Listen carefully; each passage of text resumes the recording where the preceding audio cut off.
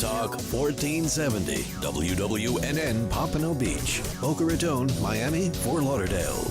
AM 1470, with more of what you need to know. Don't miss Travelers 411 with Stephanie Abrams, each Sunday night from 5 to 7 p.m. on AM 1470, WNN. Staying healthy is difficult. What nutritional supplements should you take? What foods are best for you? What health practitioner should you see? You've got health questions, I've got health answers. From heartburn to hemorrhoids, pain to pimples, carpal tunnel to the common cold, gluten to gallbladder, and gingivitis, and all points in between. I'm Dr. Bob Martin. Tune into my Sunday talk show at 10 o'clock on Talk 1470 WNN. And now a stock market moment by Online Trading Academy. I had a student and he was in class and they had a trading competition and I watched him make $500 in that class trading. But he had a professional trader right over his shoulder showing him what to do and how to do it. If you're the type of person that can follow a set of rules, man, I tell you, I'd love to see you here at the Academy. There's people, their biggest concern, Blake, is I'm gonna run out of money before I hit 90. Tired of losing money in your mutual funds or 401ks just because the stock market goes down? Since 1997, Online Trading Academy has taught over 100,000 people the right way to trade stocks, options, futures, and Forex in a real classroom setting. See for yourself how money is made in down markets at a free half-day class at Online Trading Academy. Call to reserve a seat, 561-674-9800, 561-674-9800. That's 561-674-9800. Talk health. Talk wealth. Talk politics. Talk 1470. WNN. The opinions expressed on the following sponsored program are strictly those of the host, guests, and callers, and not necessarily those of this station, its staff, management, or sponsors. Welcome to the Ask the Expert Show with local celebrity hosts Steve-O and Rene. Sit back each week while Steve-O and Rene educate you with live in-studio experts, such as lawyers, doctors, home improvement, and financial experts in their field. Call in and have your questions answered each week at 888-565-1470. Now, here is Steve-O and Rene with today's expert in their field. Just Rene. Welcome to the Ask the Expert Show. We bring you experts in the areas of legal, home improvement, and health. And today we have the top law firm in Florida with us who specialize in condominium association law, Kaye Bender Rembaum. And also, if you'd like to watch today's show live, you could go to kbrlegal.com, and it's playing right on their homepage. And if you have any questions for our attorneys, you can call us at 888-565-1470. So let me welcome Robert Kaye and Michael Bender to the show. Hello, Welcome, Rene. guys. Nice to see you. Thank nice you. to finally see you again. I do get here every so often. Welcome. So tell everybody about your law firm. Now, Kaye Bender Rembaum has been continuously providing legal services to community associations in the South Florida area and beyond since 1992. So we're coming up on the close of our 25th year. So Mazel tov. Very nice. That's a little landmark. We Yes. do all forms of legal representation that involve associations. We do reviews of their documents. We do covenant enforcement issues, collections of unpaid assessments, contract negotiations. Anything that's day-to-day for association operations are things that we do. We also publish articles on issues that are affecting associations on our website at kbrlegal.com under the Legal Morsels section and under the Rembaum's Roundup You section. have a lot of information on your website. A lot of information. Great We also information, yes. provide courses, educational courses, both at our office and sometimes away. And Michael will talk more about that, I'm sure, as the show goes on. And your practice covers all of Florida. Not all of Florida. Most of Florida. But a good chunk of it, yes. Yeah, Daytona Beach, from Daytona Beach to the ocean reef down to the Keys, over to Naples and Orlando area. Some so Sebring. It's pretty Okay, so we'll say But most. our of main Florida, office yes. is in Pompano Beach. We have another office in Palm Beach Gardens. And they can be reached by telephone at 800-974-0680. Again, if you have any questions for Michael or Robert, our phone number here is 888-565-1470. And I know you're offering some classes. We are. We always are.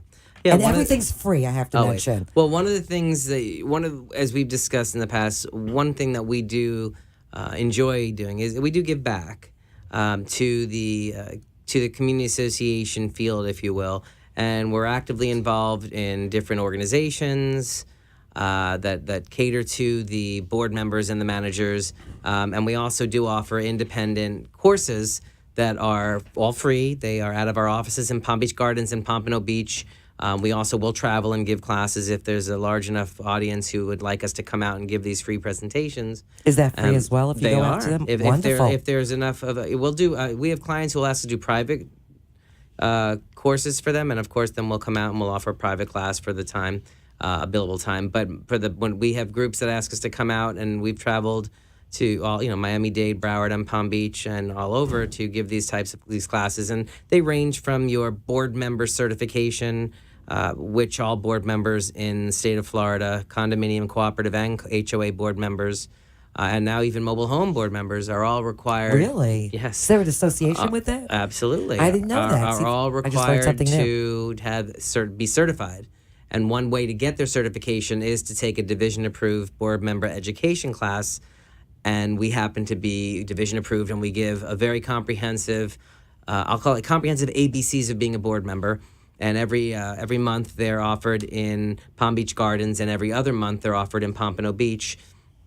In fact, this month, in June 15th will be the Condominium Association board member class in Palm Beach Gardens, and June 21st will be the condo board member class in Pompano Beach. So if you're a member of a board of directors in a condominium, or you are interested in becoming a member of a board of directors in a condominium, you can come out and get your education.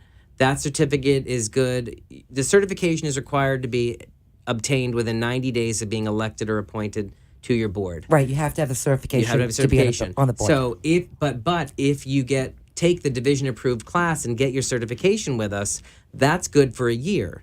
So if you take it, say if you come to one of our June classes for a condominium board member and your election is in December or January or March of next year, that certification will qualify you. Once you're elected, you would automatically have met the certification requirement because it's good for a year. Do you have to take certification classes? Do you have to be certified on a yearly basis, or once you're certified, that's it? With being board members, it's a good question. The law says that as long as you stay on the board continuously without interruption, then once you have your certification, it has to be on file with the association, you are in compliance. Okay. Having said that, I recommend all board members take continuing education, whether it be taking a board certification class more than one time, because there's always new information to learn, new attendees who ask different questions, or taking one of numerous other classes that we offer, and that there are also and that we offer. There's some expos that we attend and sponsor, or out of our offices. In fact, in the other classes that'll be presented in June in Pompano Beach, we have a class called Guest Restrictions and Screening Tenants and New Owners. Very popular class. In fact, sure we it offered is, it first in May, and and I say it's sold out. And just so everyone understands, seating is limited in both offices. We have a little bit more room in Pompano Beach, but there are RSVPs are required. Once we reach a certain number, we go to a wait list. And we did cap out in May. We opened a new class in June, and that quickly filled up. So the June class, which is, I believe, next Tuesday, June 7th, is already filled. Is it because there's so many rentals over the summer here? Maybe the snowbirds and everything else? Is that the reason? I do believe that guest restrictions and tenants and how to handle them and how to address unauthorized occupancies. A lot of communities, both the HOA and the condominium as well as the cooperative, have requirements for owners who are looking to rent their units or to have guests come and visit them. And a lot of, and quite often, there are people who are not necessarily in following these rules, regulations, restrictions, and boards are not clear on what they can and cannot do.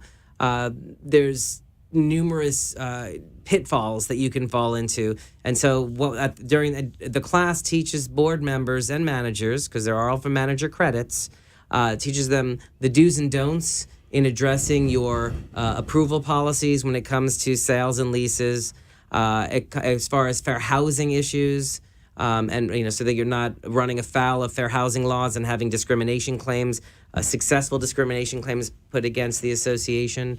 It's really an excellent class, and which is why we did in May, did it in June, and now we're offering it again in July. July 12th will be offer that guest restrictions class again. And it is more of a year-round issue within communities, not just something for the summer. A lot of places have seasonal rentals during the winter months, so that's important for them.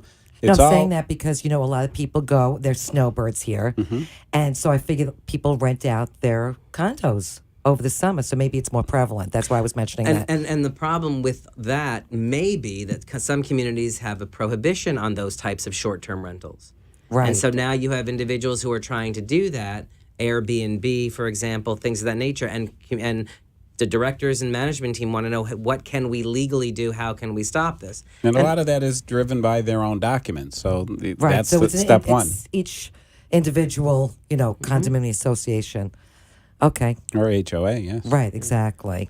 Yeah. And so what other classes? I know you have another one on July 19th, which is updating governing documents. Yeah, in fact, what we're doing on July 19th is we're doing a 2-hour program, 1 hour on covenant enforcement, which is an excellent, another excellent topic that a lot of board members and managers need guidance on, do's and don'ts on how to address enforcing your covenants. And we can talk a little bit more about that a little bit later, just in general. Okay, because we have a phone call. Right. We do have a question if you want to take that before we get the commercial. I'll finish. Okay, well, jumping into the present, updating your governing documents, we'll talk about that after the phone call. Okay, we have Angie. Angie, do you have a question for Robert and Michael? I do. Thank you for taking my call, and I hope you can help me. I'm on the board of directors at my condo. It's by the ocean, and for most of the part, it's been a good thing. But now there's some people they're talking about that we have to replace our fire sprinkling system, that there's some kind of a new requirement, and we're going to have to replace it, and that's going to be a lot of money. So what's all that about? Hi, Angie. How are you? Hi. Good. What that's about, what you might be hearing about is the requirement in Chapter 718 Florida statutes, which is your Condominium Act, that requires all condominiums that are above 7 stories. So basically 75 feet or above. So we go with basically 8 stories or above. Have the requirement. Pardon? You're 10? Yeah. Okay, so then this would apply to you for sure. There's a requirement that you have to upgrade. You have to retrofit your fire sprinkler system by December 31st, 2019. But the reason why it's so prevalent today is because the statute provides that by December 31st, 2016, you have to have a plan in place that is on file with the state that says what you are going to do to upgrade those sprinkler systems. Now, with a lot of communities, there is a significant cost involved. So what the state statute allowed was for the ability of a community to vote to opt out of this fire sprinkler retrofit. And that vote is a majority of the membership. So that's what the talk is all about. The board needs to get with their association council and get guidance on exactly what their options are. And if opting out of the retrofit is a desire of the board, it needs to be properly presented to the membership. There's certain notice requirements, and then if it does get approved, then there's follow-up notice requirements that have to go to the entire membership, as well as documents that need to be recorded with the state. And that's something that we assist our communities with if that's something they need help. Say that again? It's not something we can just take care of as a board. We're going to have to go to the membership. Yes. If you want to do an opt-out, you must present a vote to the membership. So time is getting short on this issue. It has to be done before the end of this year if opting out is your goal. If you don't think opting out is going to happen there, then you need to be talking to engineers and contractors about what's going to be required to handle your building and have a plan in place and filed with your local governmental approval agency before the end of this year. Do we have to go to the membership about whether we should opt out or not, or is that just a decision we can make among ourselves? That's typically a decision made by the board. The membership may have some input on that. If they come to meetings of the board, it's usually the board that makes that decision. But if you wanted to take an informal vote of the owners just to see which way the wind was blowing internally, whether you should present it or not, that's something you could do. It's not binding on the board. The board has the ultimate decision on that. Okay, but it's due by the end of the year. The end of this year. December 31st, 2016. If you're going to opt out, you need to have all the documentation approved and recorded before then. If you're going to move forward with the retrofit, you need to have your plans in place and filed with the city or county. City or county, correct. And I would suggest... This isn't what I wanted to hear, but I appreciate you telling me about it. You're welcome. And for you, Angie, and for anyone else listening, if you're interested in learning more about this particular subject matter, and it is very time sensitive, as Angie now knows, there is articles both, if you go to our website at kbrlegal.com, under resources, both Legal Morsels and Rembaum's Roundup, you can read both two articles there that give plenty of information on what's required, and then reach out to your experienced association counsel for guidance. And if you don't have Can I one, print you those can... out and give them to my board members? I'm sorry? Can I print those out from your website and give them to my other board members? You absolutely can. Great. Either that or you can Okay, thank you so much. You can also copy the link and send it to them by email. They can pull it up that way. If you do not have your own counsel, then certainly we're available to assist. Okay, thank you so much. Thanks for calling the in, Angie. call. Let's take our first commercial break. If you have a question for either Robert or Michael, you can call us at 888-565-1470. That's 888-565-1470. We'll be right back. Is your community association looking for prompt, effective, cost-efficient, and understandable legal advice and services? You'll find that and more with Kaye Bender Rembaum, a full-service commercial law firm concentrating on the representation of more than 800 community associations throughout Florida. With offices in Broward and Palm Beach counties, Kaye Bender Rembaum assists clients in all matters of association representation, including but not limited to collection of assessments, contract negotiation, covenant review and amendment, covenant enforcement, and construction defect claims. Under the direction of attorneys Robert Kaye, Michael Bender, and Jeffrey Rembaum, Kaye Bender Rembaum is dedicated to providing clients with an unparalleled level of personalized and professional service regardless of their size, and takes into account their individual needs and financial concerns. For more information, visit www.kbrlegal.com or call 954-928-0680.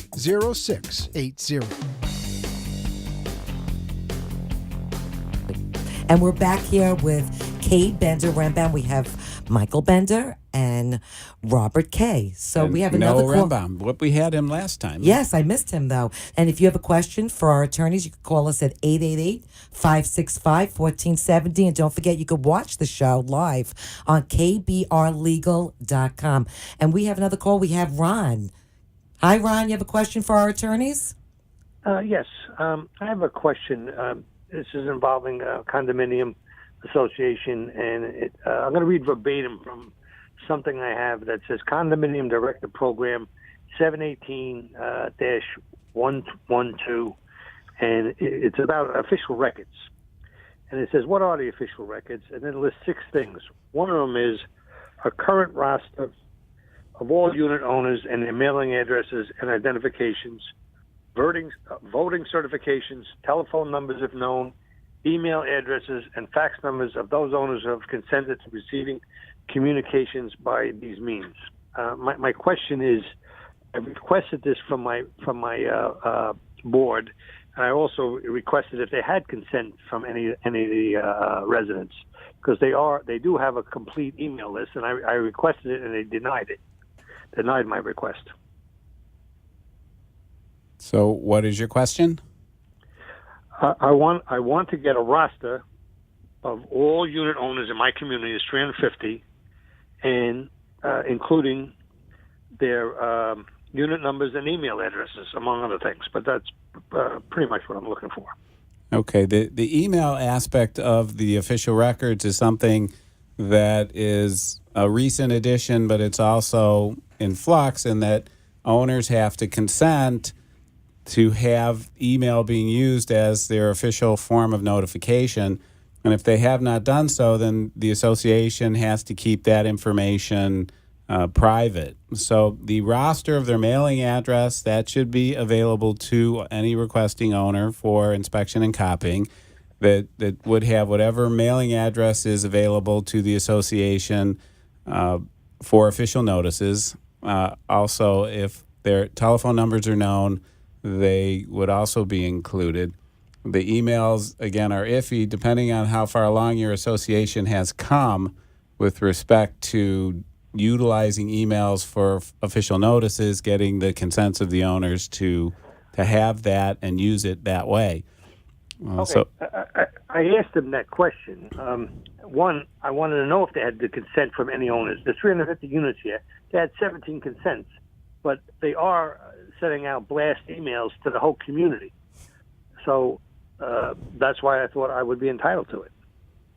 Well, that's kind of in a gray area for them. They may not, those blast notices would not be the official formal notices of meetings and events. They could send out informational notices to the owners, but that would not relieve them of doing the more proper formal notice.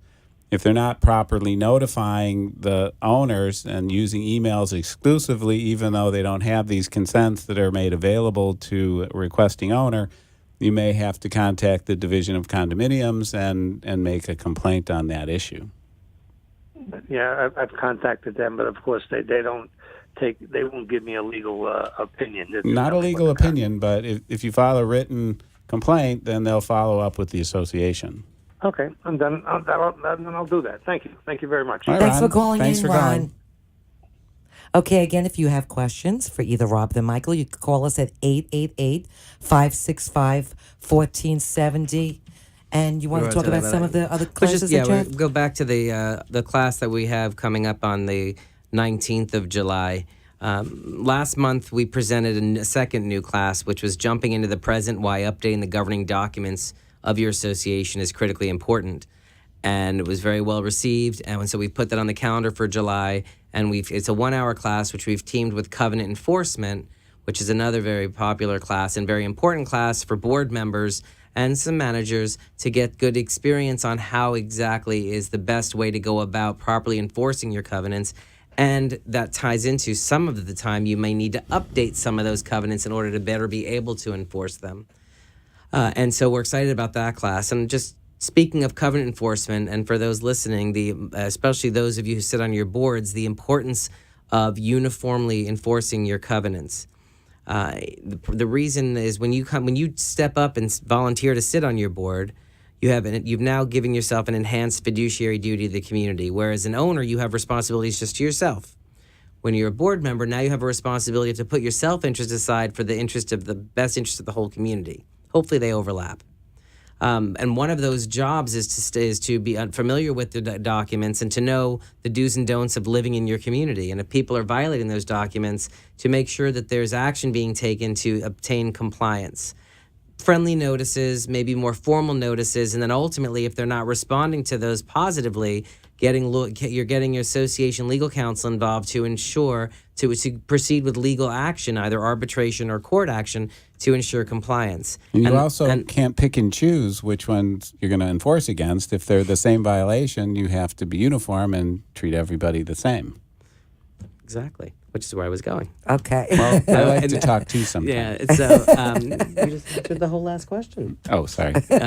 The idea is fighting on the radio. The idea is that that's the uniform enforcement part, because if you find that there are violations and you're not pursuing them to the extent to require compliance, and these violations exist for a year or beyond a year, then there's the possibility that you have these owners being able to claim you've waived the ability to enforce them. You, the what association. What are some of the violations? Any violations.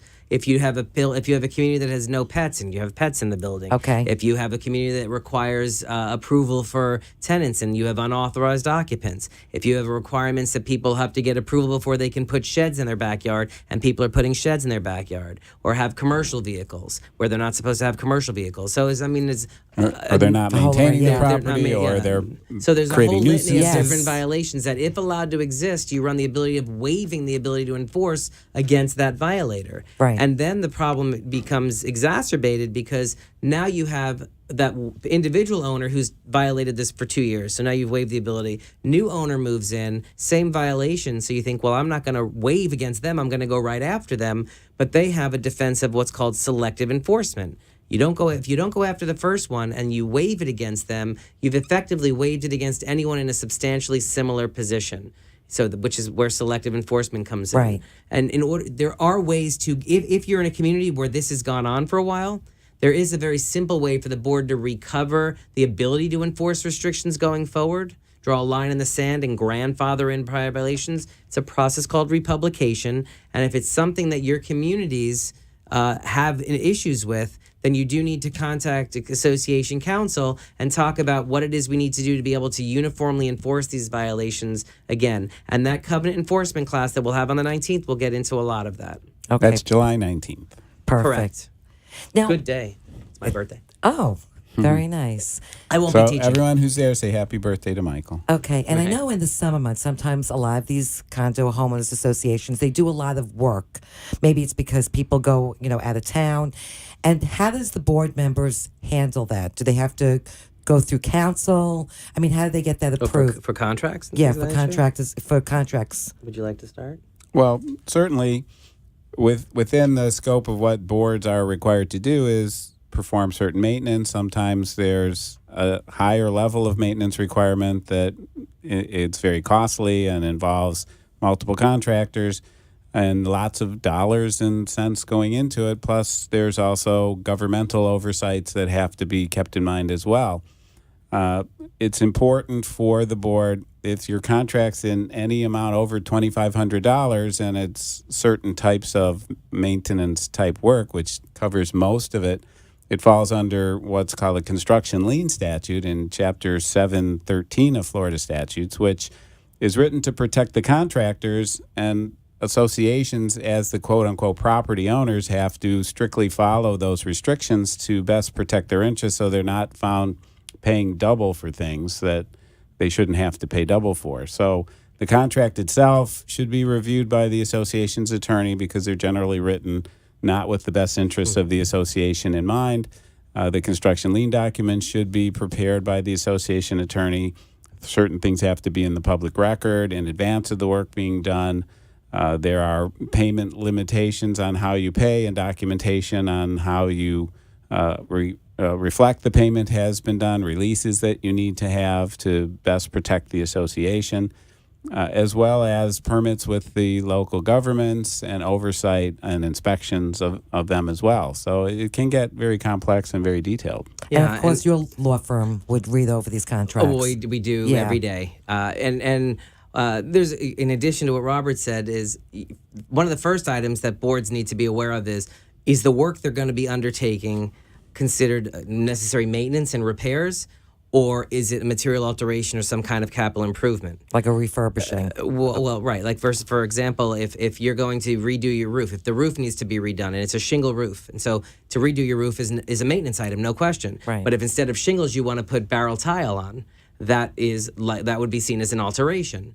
And it in the condominium setting, Florida, the statute's very clear that if your governing documents do not provide any guidance on whether the board has the authority or there's a membership vote, you need 75% of the membership to approve an alteration.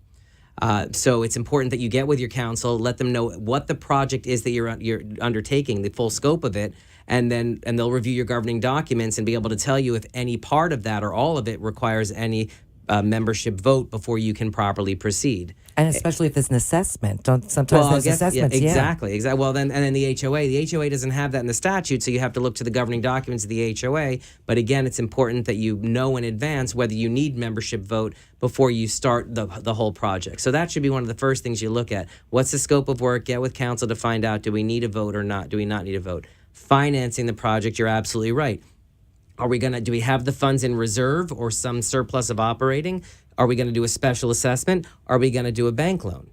If we're going to be doing financing, then you want to get with council in advance to find out, do we have the right as a board to authorize the borrowing of funds and pledging our assessments as collateral?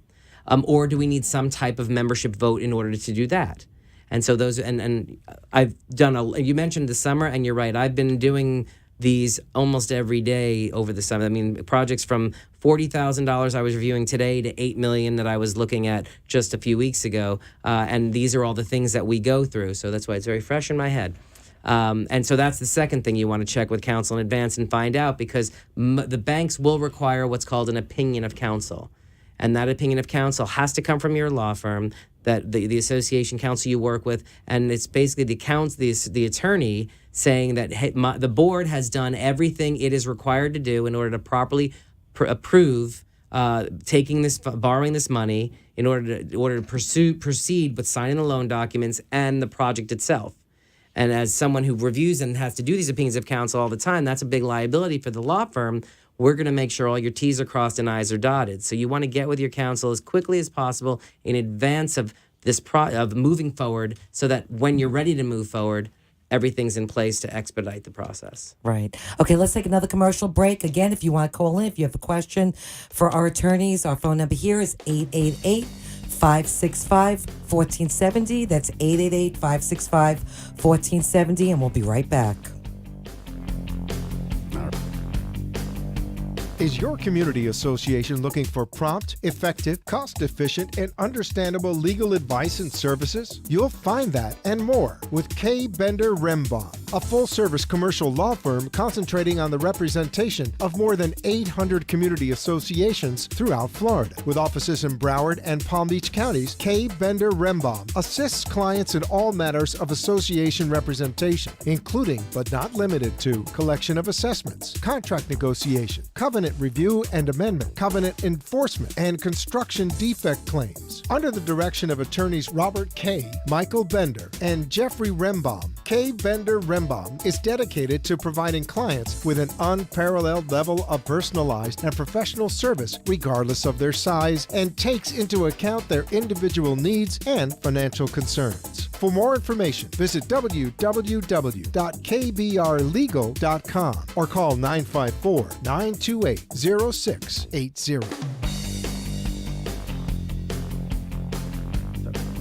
And we're back here with Kaye Bender Rembaum. So we were talking about some of the classes that you have. Let's review some of the classes that you have coming up. Sure. In Palm Beach Gardens, actually, Jeff Rembaum and Danielle Zillow, who work up in our Palm Beach Gardens office, will be giving education every week, every Wednesday this month. They actually had a class yesterday on covenant enforcement, and hopefully we had a full house there. Next Wednesday will be the Homeowner Association Board Member Certification, 6 to 8:30. The following Wednesday, the 15th, as I mentioned, is the Condo Board Cert, 6 to 8:30. And then on the 22nd of June, there's going to be the legal update, which is the 2016 legal update, which goes over those legislative changes from 2015. In Pompano Beach, we have our June 7th class on guest restrictions that I mentioned, which is waiting list only right now. So if you're interested, get your name on there, and if not, we'll roll you to the July 12th. And then on June 21st, we have the Condo Board Certification.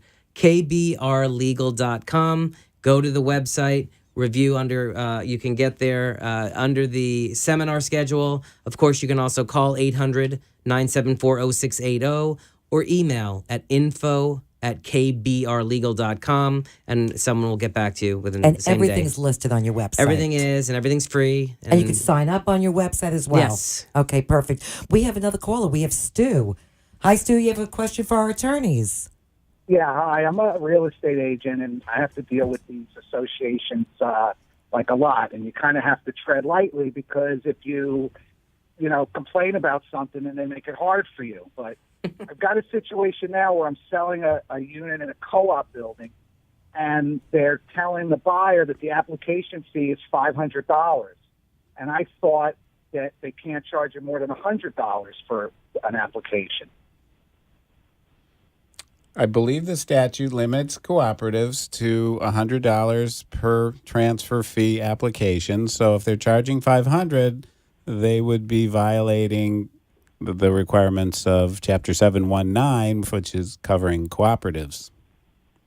And there's just like a unit owner allowed to complain, or if someone is a third party, can they complain to the Division of Condominiums or whoever does the co-ops?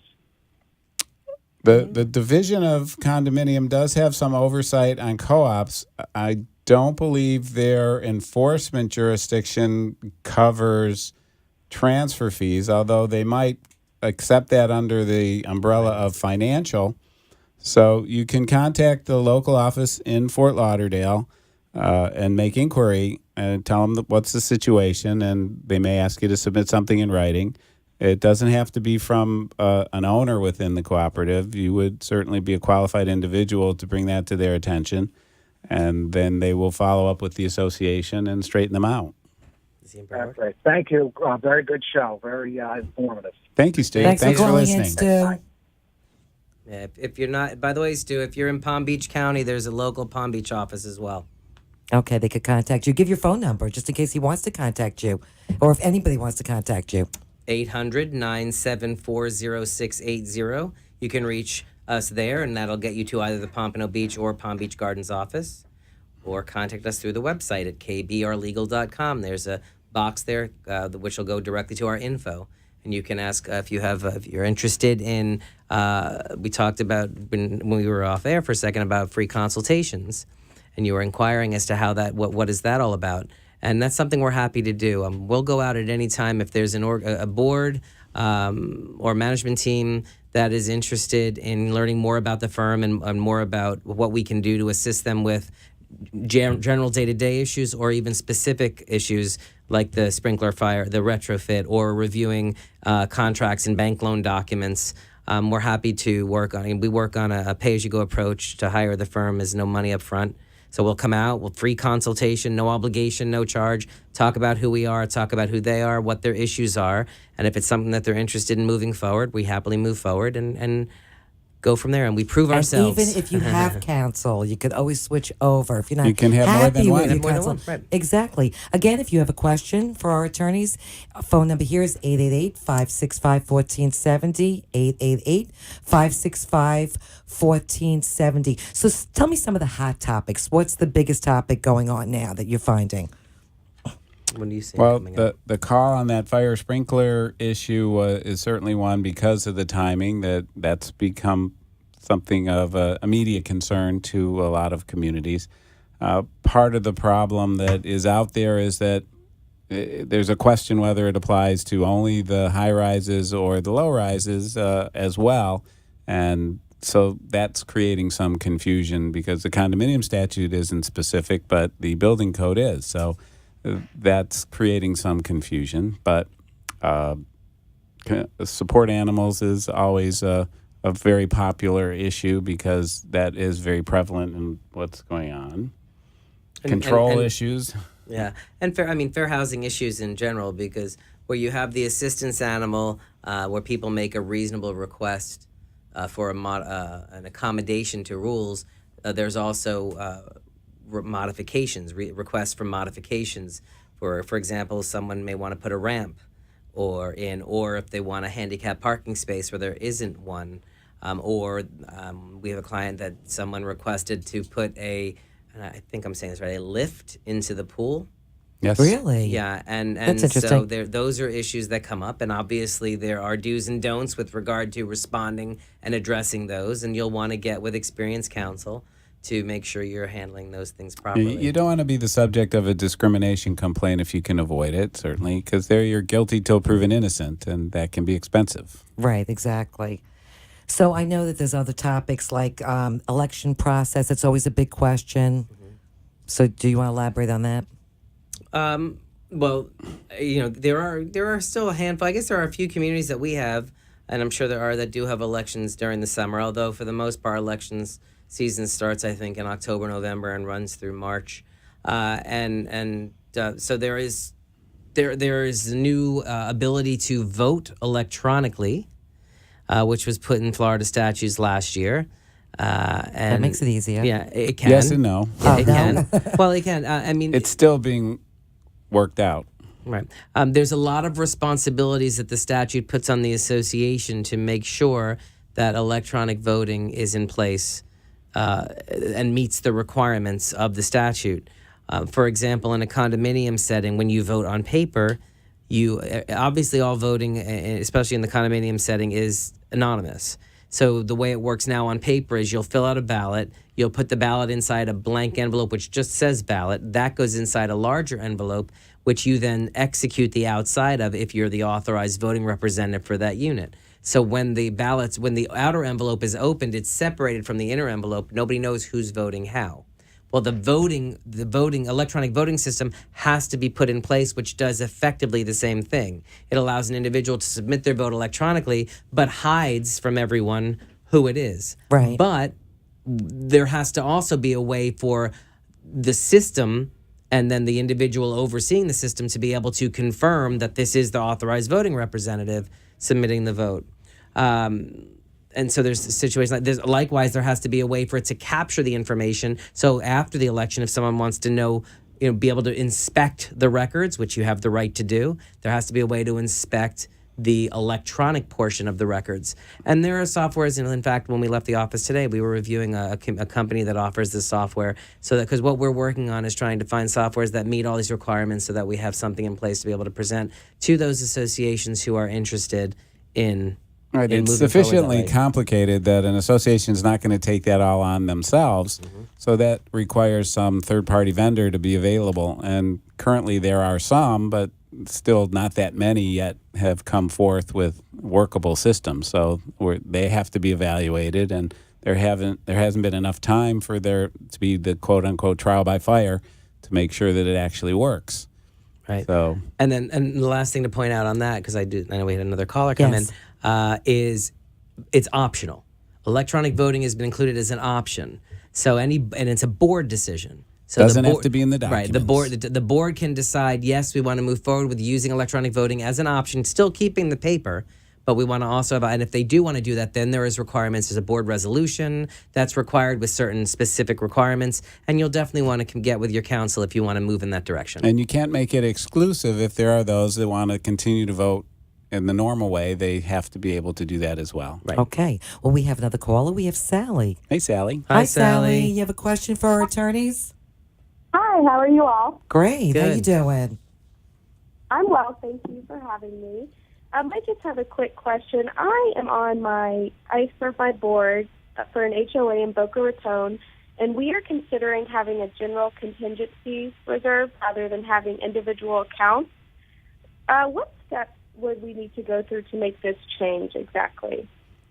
Well, for homeowners association, the statute relatively recently was amended to require a vote of owners first to have what we call statutorily protected reserves, meaning they have to be used for the specific reason you're holding them, and to use them for another reason, you'd need a vote of the owners.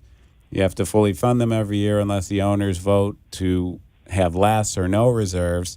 But that takes a vote of the owners initially, or if there were any communities that were developed after the statute changed, then the developer could have created such reserves that identify the specifics.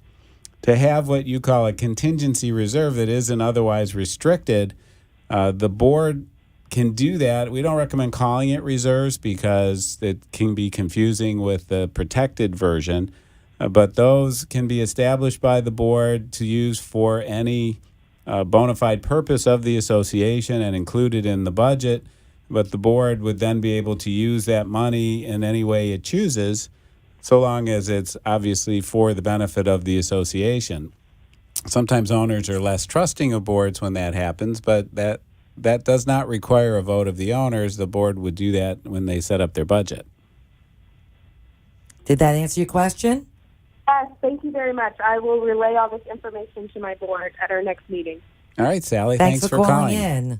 Thank you. Bye. If you want to call, and we still have 15 more minutes left, and you want to ask one of our attorneys a question, our phone number here is 888-565-1470. That's 888-565-1470. We're going to take our last commercial break, and we're going to come right back.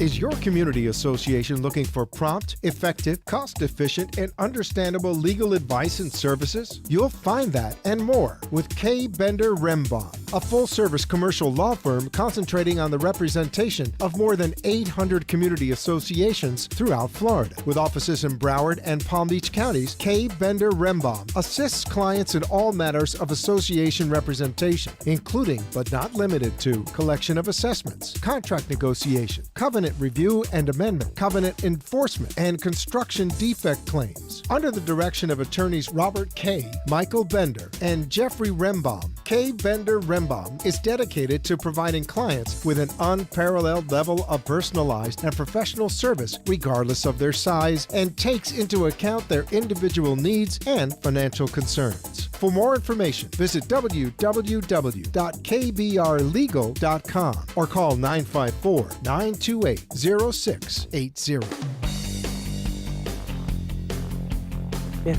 We're back here with Robert Kaye and Michael Bender, and let's talk about annual budget meetings. We'll touch upon that. Sure. That's kind of further into the last caller. We're not quite at the annual budget season yet, but it'll be upon everybody quickly. A lot of places start as soon as August, September, and planning their budgets for the following year. Most associations, I believe, follow a calendar year basis, and most are required either under their documents or by the statutes to have a budget prepared in advance. And for condominiums, their budget has to include full statutory reserves, which include roofs, paving, painting, and any item of deferred maintenance that is more than $10,000 for the particular asset. So it could be elevator maintenance, it could be swimming pool refurbishment and things of that nature. Cooling towers for some of the older places as well. And those have to be included as fully funded with a particular formula in determining how to fund those, which is set forth in rules adopted by the Division of Condominium.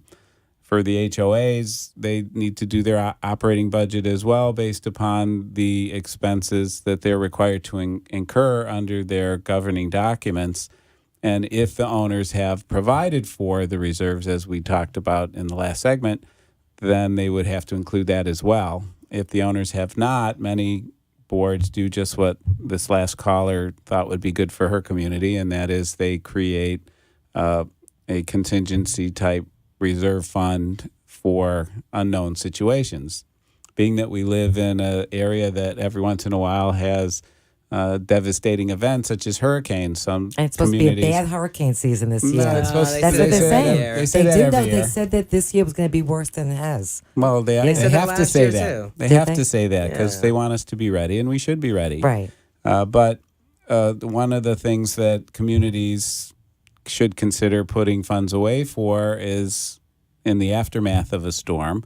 You know, it's been 10 years since our last one in this part of the world, and thank God, yeah. we may not remember what was involved afterwards, but in the cleanup process, sometimes you're required to have some money on hand right away to as part of the budget for that. It's a good idea if you can, if your funding will allow for it, to have some money set aside every year to maybe save up for a situation like a devastating storm event. So even just for cleanup, right? The post-hurricane cleanup. You know, a lot of trees are down, a lot of things of that nature, debris all over the place that, you know, people need to be paid to take care of that. If you're not paying them, they're going to go somewhere that will. So you will be needing the help. And certainly there could be some emergency roof repairs that have to be undertaken to keep the places watertight in many situations as well. So, you know, that factors into the overall budget process. Quite typically, if the association has a management company that they work with, they will come up with a proposed budget and sit down and go through it.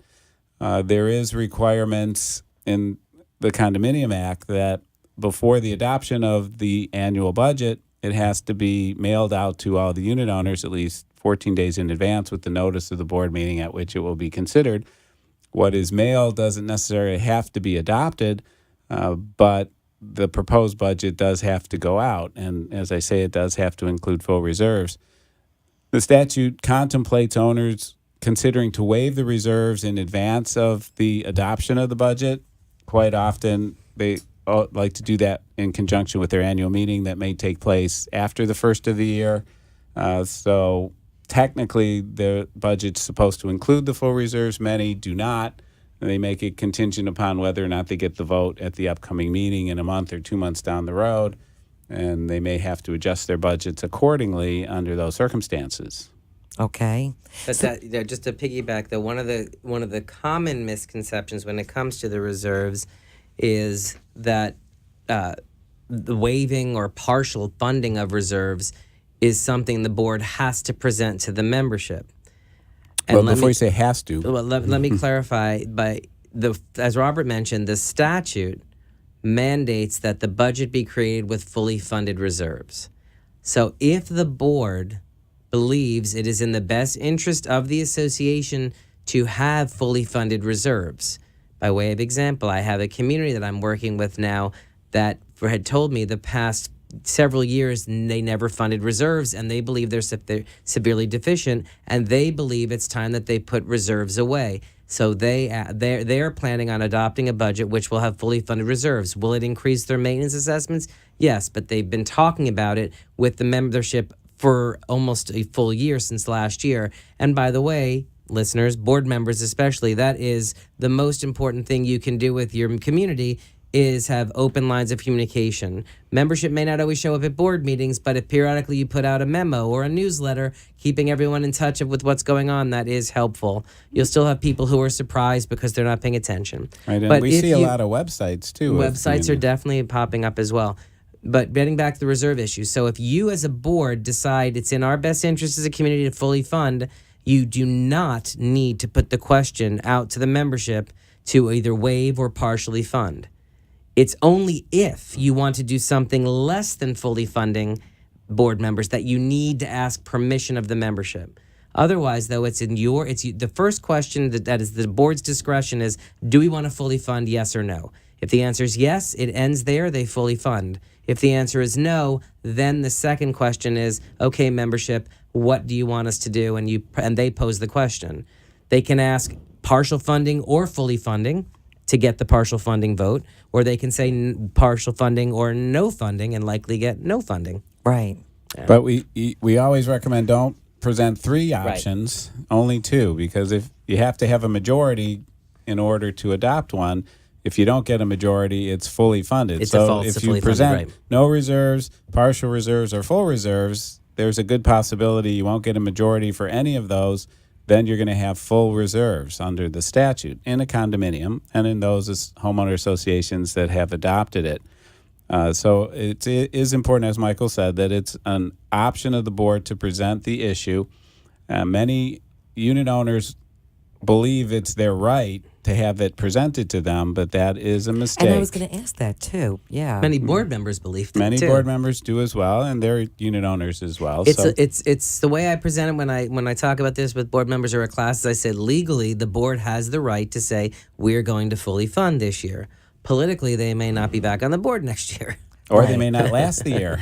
Right. That's a whole different story. But, when you, again, going back to what I said much earlier, when you step up to volunteer on the board, and those of you listening who are not board members need to appreciate this of the board members, they have to look at what's in the best interest of the community as a whole, not what each individual's best interest is. And remember that board members are also owners, so any dollar that you, as a non-board member, have to pay, they pay as well. Exactly. Absolutely. Mm-hmm. Another topic that comes up periodically is, as a board member, since we only have meetings on a monthly or sometimes every 2-month basis, can we conduct our business by email and just make our votes that way? A lot of the boards can talk by email. They can discuss issues. They can go back and forth with various information seeking and gathering activities, but when it comes to the actual voting, the statutes do not allow boards to vote by email. They have to do it at a meeting at which a quorum of the board has presented themselves and is participating. Properly noticed, too. Properly noticed meeting. Now, there is the opportunity for a board to take action by written resolution that has to be signed by all of the board members, 100%, without the need to have a meeting. But that's not through emails. It has to be a different type of documentation. Right. Right, a written document that everybody signs off on. And then that acts as the minutes of a meeting, quote unquote. Right. In lieu of holding a meeting. Okay, so the big question is, Yes. why should board members that are listening go to use your law practice? That's the question of the day. Why The question hire Kaye, of the Bender, day. and Rembaum? I know we Well- always put you on the spot. We always ask that question, and I know why. But tell everybody why they should be hiring Kaye, Bender, and Rembaum. When as board members and management, when you're looking for vendors, there's a couple of things that you want with your vendors. You want to have vendors who obviously have a lot of experience in the area that you're hiring them for. Number two, you want to have vendors who are going to be accessible and responsive to you and offer excellent customer service. And both of those, Kaye, Bender, Rembaum brings to the table, and we have for going on 25 years. As far as when it comes to community associations, it's what our firm does. I'd say 90 to 95% of the practice of the firm is the representation of community associations.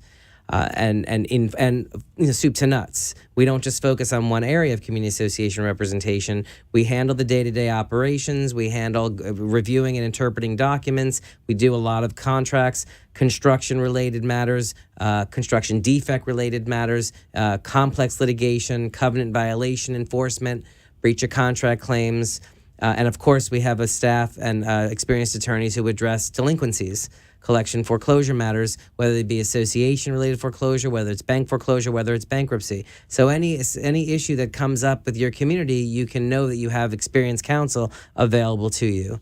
And secondly, like I said, is the customer service aspect. There's a lot of attorneys out there who I know work at different firms and who I think are brilliant, who I think are very smart, who know the law, but do they have the resources behind them?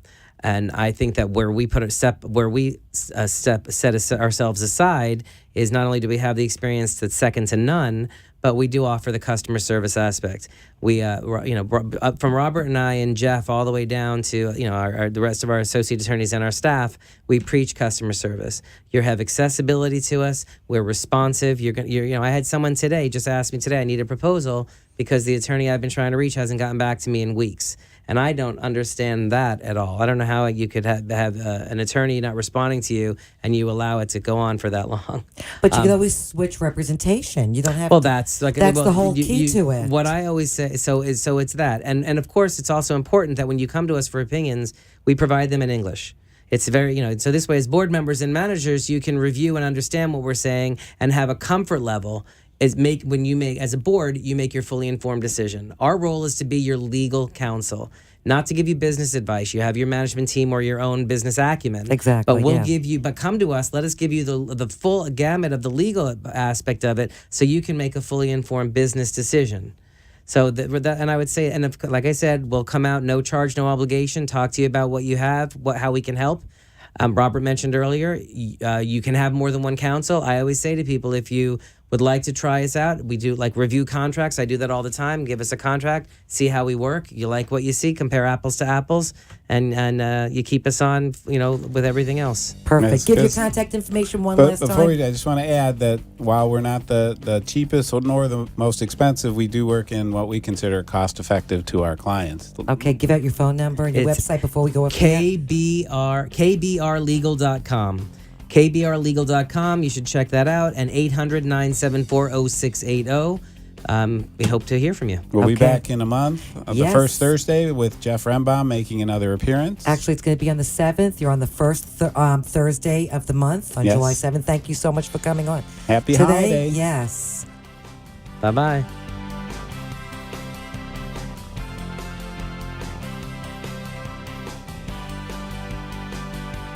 Thanks for tuning in today to the Ask the Expert show with Steve-O and Rene. Tune in every Friday from 4 to 5 p.m.